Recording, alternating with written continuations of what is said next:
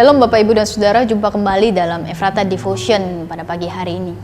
Bapak Ibu dan Saudara, biasanya jika anak-anak atau kita sendiri sedang menyapu lantai, kerap kali kita menyembunyikan debu di bawah meja atau karpet dan bukan dibuang. Nah, lama-kelamaan debu tertumpuk, lama-kelamaan karpet menjadi semakin kotor. Nah, demikian pula kesalahan dan pelanggaran yang sering sekali kita tutup-tutupi, kita sembunyikan. Dan lama-kelamaan dosa membuat hidup kita menjadi tercemar. Kita semua tahu, menutupi kesalahan bukanlah hal yang baik di mata Tuhan. Ketika kita menyerahkan diri kita untuk masuk ke dalam pencobaan, sesungguhnya kita sedang mengambil langkah untuk lari atau menjauh dari Tuhan dan akhirnya kita berontak kepada Tuhan.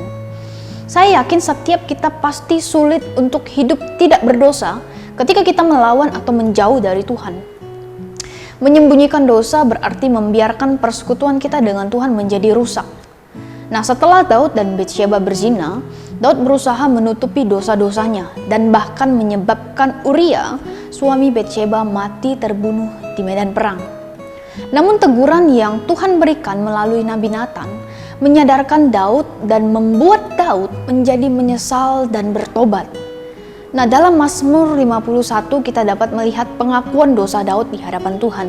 Betapa hati Daud menjadi hancur ketika Daud sadar ia telah melanggar hukum Tuhan.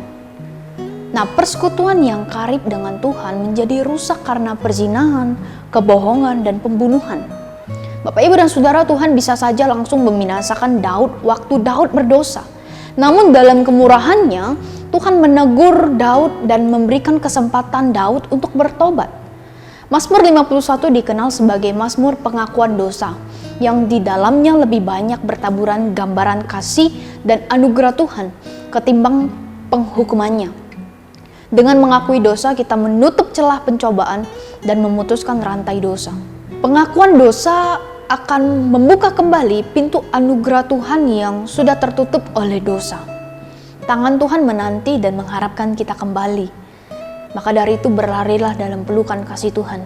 Karena Dia akan mengampuni dan menyertai kita dan menanggung semua dosa-dosa kita. Bapak, Ibu, dan Saudara, ada harapan yang baik dan menyenangkan dalam pengakuan dosa daripada terus menyembunyikan dosa dan menumpuk dosa-dosa dan akhirnya melahirkan dosa kembali. Pengakuan dosa membawa kita kepada pemulihan. Mari kita berdoa.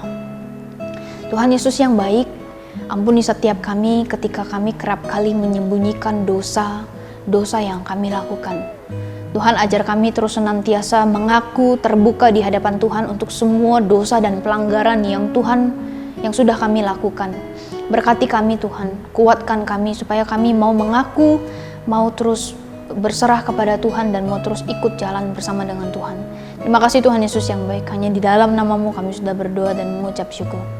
Amin.